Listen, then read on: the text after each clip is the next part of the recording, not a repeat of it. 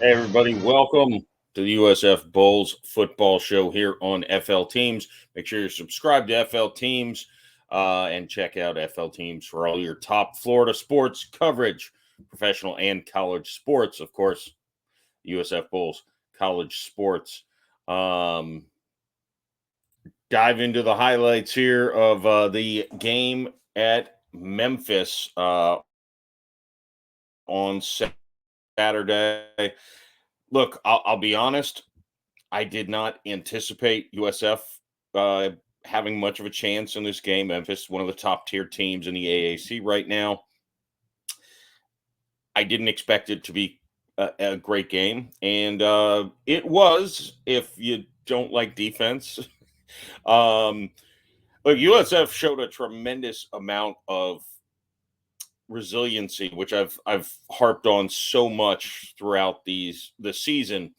That being said, Coach Galesh made a great point about only losers have moral victories following the Alabama game, and that's kind of the attitude I have.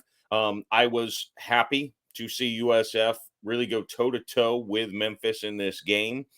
They had an opportunity to win this game. Frankly, Memphis was better in the fourth quarter. USF twice, no, more than twice, three times, four times maybe. We're down 14 points in this game. It was 14-0. It was 35-21.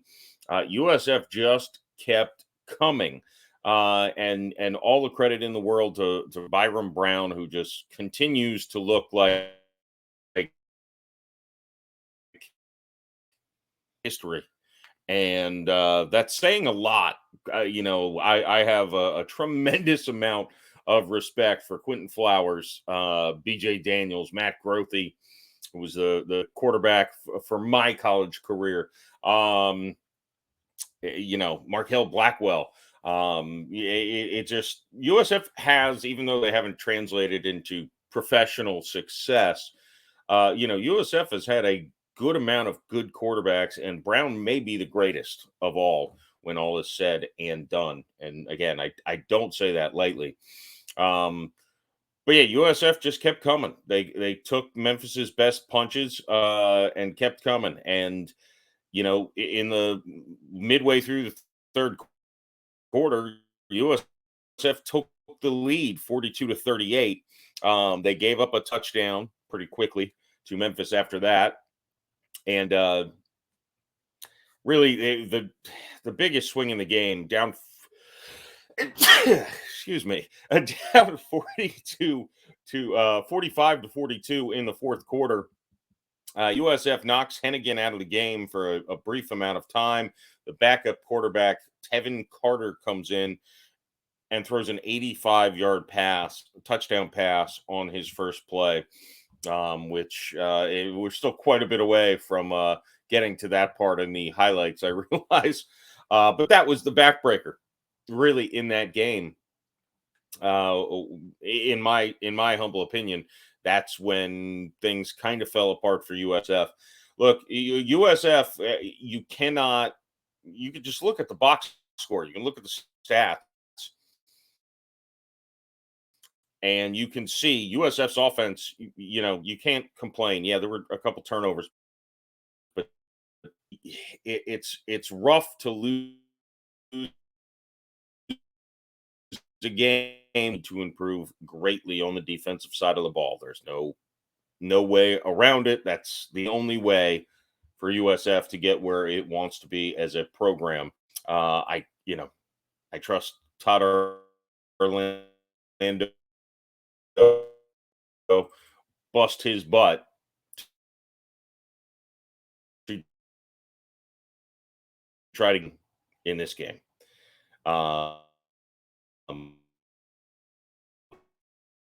Play after big play from both teams. Both teams, I believe it was 583 to 580 in total offensive yards. USF actually got 3 yards more than Memphis in this game.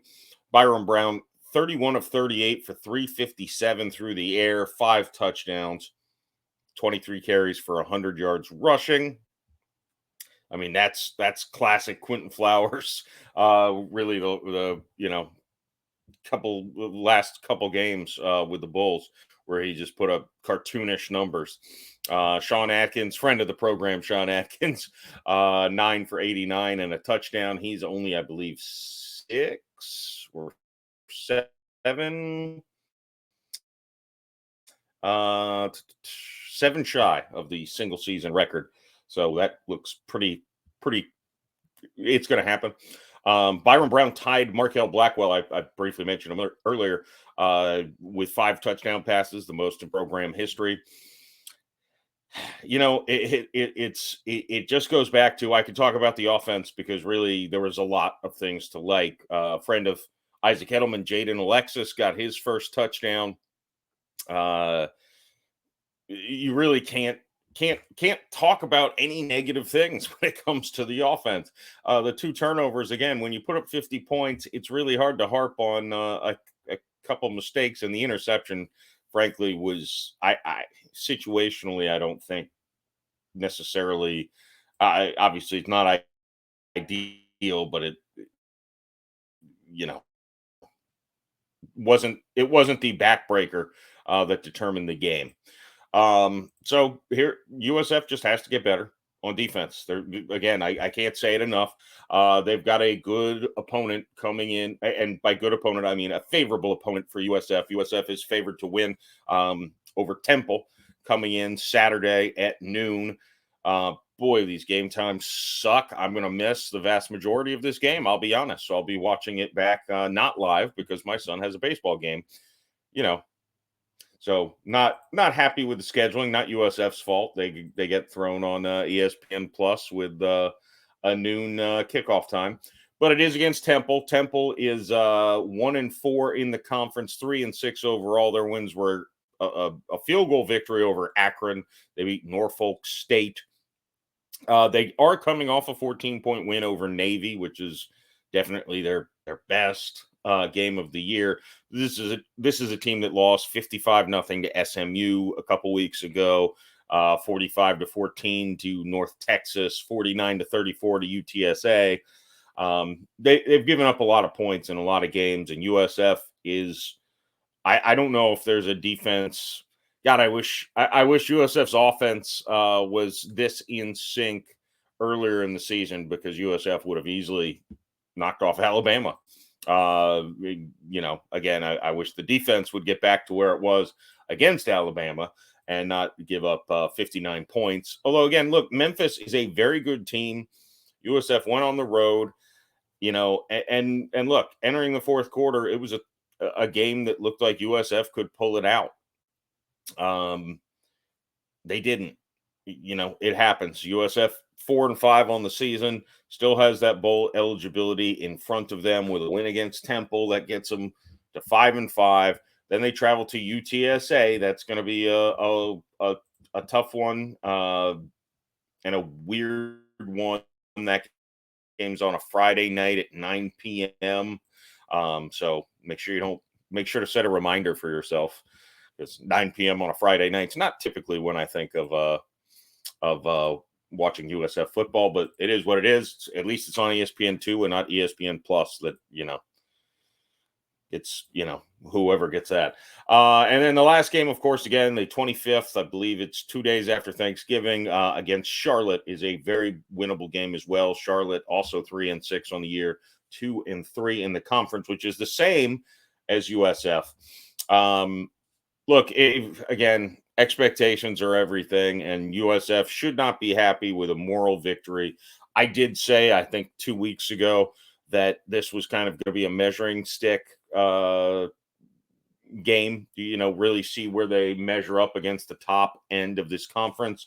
And USF showed they're not far.